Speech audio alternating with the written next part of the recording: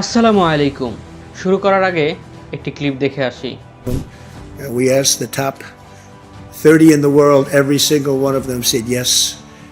And I didn't want the second or the third in the company. I wanted only চীনের প্রধানমন্ত্রী আর আমেরিকার president আলাপ করছে, আর মজার বিষয় হলো আমেরিকা চুক্তি করতে গেছে চীনের কাছে। এখন যদি প্রশ্ন করি, 1971 সালে চীনের মানুষ কি কখনো ভেবেছিল যে এই দিনটি আসবে? এখন আপনি বলবেন না, ভাবার কি আছে?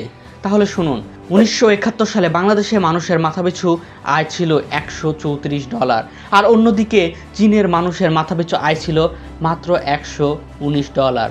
আবার 1978 সালে বৈশ্বিক জিডিপিতে চীনের অবদান ছিল মাত্র 2%। আর আজ সেই চীনই বিশ্বের অর্থনীতির অন্যতম শক্তিশালী সদস্য। আজকের দিনে বৈশ্বিক জিডিপিতে চীনের অবদান 18%-এরও বেশি। শুধু অর্থনীতি নয়, যে দেশে কোটি কোটি মানুষ দরিদ্রের নিচে বাস করত, আজ সেই দেশে মাত্র 1%-এরও কম মানুষ দরিদ্রের নিচে বসবাস করে। অন্যদিকে আজ বিশ্ব সংস্থার তথ্য অনুযায়ী বাংলাদেশের দরিদ্রের হার 22.9%। যেখানে শুরুর দিকে অর্থাৎ 1971 সালে বাংলাদেশের চেয়েও চীনের মাথাপিছু আয় কম ছিল, এমন কি পরিবর্তন করলো যে চীন বিশ্বের অন্যতম শক্তিশালী দেশে পরিণত হলো? আর বাংলাদেশি বা কেন হতে পারলো না? চলেন একটা কেস স্টাডি করে আসি। চীনের পরিবর্তন শুরু হয় 1976 সালে, যখন অসুস্থতার কারণে মাও জেদং মারা যান। তারপরে রাজনীতিতে উঠে আসে নতুন এক নেতা, ডেং জিয়াওপিং। অনেকেই তাকে আধুনিক চীনের জনকও বলে থাকেন, কারণ তার সময় থেকে বাস্তব অর্থে চীনের অর্থনীতি পরিবর্তন হতে শুরু করে, অর্থাৎ এক কালো অধ্যায় শেষ করে নতুন অধ্যায় শুরু করে। আর বাংলাদেশে 1971 সালে 16 ডিসেম্বর স্বাধীন হওয়ার পর নতুন এক অধ্যায় শুরু করে।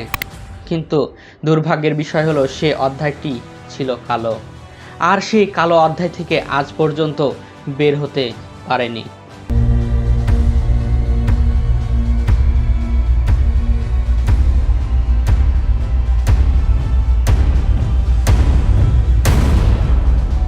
কেন এই কালো অধ্যায় থেকে বের হতে পারেনি তা জানার জন্যে 1976 সালের আগে চীনে কি ঘটেছিল, অর্থাৎ মাও জেদংয়ের সময় কি ঘটেছিল তা জানা খুবই জরুরি।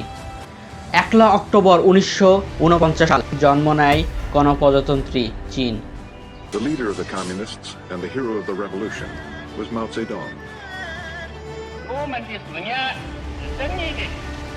ক্ষমতায় আসেন মাও জেদং, একটি নতুন সমাজতান্ত্রিক রাষ্ট্র গড়ার স্বপ্নে শুরু করে পরিবর্তন অভিযান। 1958 সালে মাও চালু করেন মহালিপন অভিযান বা গ্রেট লিপ ফরওয়ার্ড। লক্ষ্য ছিল খুব অল্প সময়ে কৃষিভিত্তিক দরিদ্র দেশ থেকে চীনকে শিল্প শক্তিতে পরিণত করা, জমিদারদের কাছ থেকে জমি নিয়ে কৃষকদেরকে দেওয়া, যাতে অনেক কৃষক মিলে একই জমিতে চাষ করতে পারে, আর সেই জমিগুলোর মালিকানায় থাকবে সরকার নিজেই। যেহেতু সরকার নিজেই মালিকানায় থাকবে, সে কারণে কেন্দ্রীয় চাপ বাড়তে থাকে কৃষকদের উপর। আর খারাপ আবহাওয়া, ভূলনীতি এবং অতিরিক্ত কেন্দ্রীয়করণের কারণে ভয়াবহ দুর্ভিক্ষ দেখা দেয়। এই দুর্ভিক্ষ এতটাই ভয়ঙ্কর ছিল যে ইতিহাসদের মতে প্রায় 2 কোটি থেকে 4 কোটি মানুষ মারা যায়। সহজভাবে বলতে গেলে মাও জেদং ছিল একজন স্বৈরাশাসক, আর স্বৈরাশাসকের সবচেয়ে বড় সমস্যা হলো সেখানে তার সিদ্ধান্তকে চ্যালেঞ্জ করার মতো শক্তিশালী ভারসাম্য ব্যবস্থা থাকে না। তার ফলে ভুল সিদ্ধান্তই জাতীয় নীতিতে পরিণত হয়। কি কারো কথা মনে পড়ছে? হ্যাঁ। 28 থেকে 4 তারিখ কতদিন হলো? 28 তারিখের পর তো এর একটি আলোচিত উদাহরণ ছিল চড়ুই নিধন। মা মনে করেছিলেন চড়ুই পাখি ফসল খেয়ে খাদ্য উৎপাদন কমিয়ে দিচ্ছে, তাই সম্পূর্ণ রাজ্যে ঘোষণা করেন যে চড়ুই মেরে ফেলতে হবে। তাই সারা দেশে মানুষকে চড়ুই মারার নির্দেশ দেওয়া হয়, আর তার কথা শুনে মানুষ ঠিক তাই করতে শুরু করে। আর ফলাফল হিসেবে চড়ুই কমে যাওয়ার ফলে পোকামাকড় অনেক হারে বৃদ্ধি পায়, আর সেই পোকাগুলো ফসল আরও ধ্বংস করতে শুরু করে। এই ঘটনা দেখে কিছু বিজ্ঞানী বুদ্ধি খাটিয়ে দেখেন যে সেই চড়ুইগুলো পোকামাকড় খেয়ে প্রকৃতির ভারসাম্য রক্ষা করে, আর সেই ভারসাম্য নষ্ট করার ফলে আবারও দুর্ভিক্ষ দেখা দেয়। এই ঘটনায় বলে দেয় স্বৈরশাসকদের বুদ্ধি লোপ পায়, কি বিশ্বাস হচ্ছে না?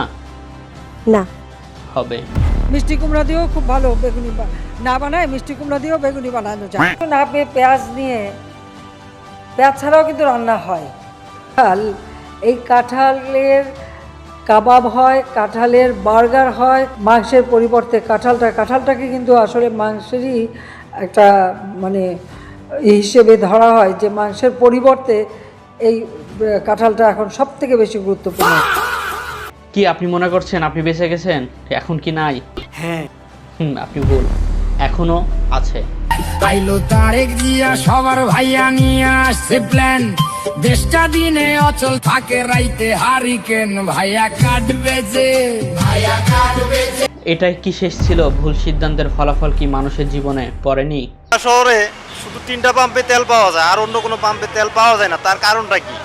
এবার আসি চীনের গল্পে। মহালিপন অভিযান ব্যর্থতার পর চীনের মানুষ শুরু করে তার নিজের পার্টি কমিউনিস্ট পার্টির ভেতরেও তাকে নিয়ে আলোচনা শুরু হয়। কিন্তু মাও নিজের ভুল স্বীকার করার বদলে আরও এক নতুন আন্দোলন শুরু করে, কালচারাল ইভলিউশন। স্বৈরশাসক কখনো নিজের ভুল স্বীকার করে না। তার মানে কি মুক্তিযোদ্ধার সন্তান নাতিপুতিরা কেউ মেধাবী না? যত রাজাকারের বাচ্চারা নাতিপুতি হলো মেধাবী, তাই না? আর যারা মাওয়ের সমালোচনা অর্থাৎ বিরোধিতা করত, তাদেরকে শত্রু হিসেবে চিহ্নিত করত। সে যেই হোক না কেন, নিজের দলের লোককেও শত্রু হিসেবে চিহ্নিত করা হতো। আর তাদের মধ্যে অনেককে জনসম্মুখে নির্যাতন করা হয়েছে, এমনকি মৃত্যুদণ্ড দেওয়া হয়েছে। আর কমিউনিস্ট পার্টির মধ্যে যারা মাওয়ের সমালোচনা করেছিল তারাও রেহাই পায়নি। আর তাদের মধ্যে ছিল লিউ শাওকি এবং ডেং জিয়াওপিং। সংস্কৃতি বিপ্লবের সময় সে দেশে ভয়াবহ এক বিপর্যয় তৈরি হয়। প্রত্যেক মানুষকে উৎসাহ দেওয়া হতো সে নিজের পরিবারের মধ্যে যারা তার বিরুদ্ধে আছে তাদের উপর নজরদারি করতে। কি এই ঘটনার সাথে কোনো ঘটনা মিল পাচ্ছেন?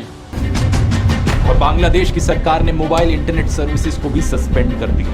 মুক্তিযোদ্ধাদের নাতিপুতিরাও পাবে না, তাহলে কি রাজাকারের নাতিপুতিরা পাবে? খুশি হওয়ার দরকার নাই, এখনো আছে।